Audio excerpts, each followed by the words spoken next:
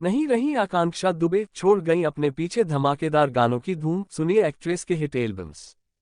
Bhojpuri actress आकांक्षा दुबे ने हाल ही में बनारस के एक होटल में खुदकुशी कर ली है।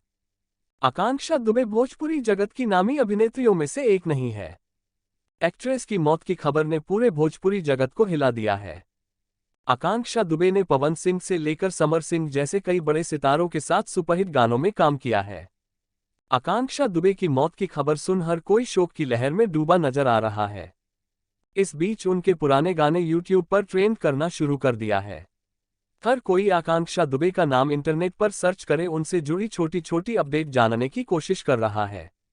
आकांक्षा दुबे ने ही टिकटॉक से अपने सफर की शुरुआत की थी, जिसके बाद उन्होंने कई सुपरहिट फिल्मों में काम किया, जिनमें से एक वीरों के वीर और कसम पैदा करने वाले की 2 फीट भी है।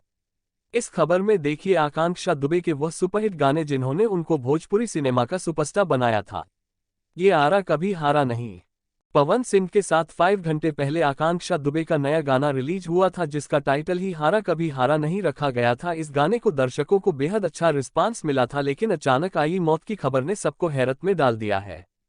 इस गाने को 474K से भी ज्यादा बार सुना जा चुका है।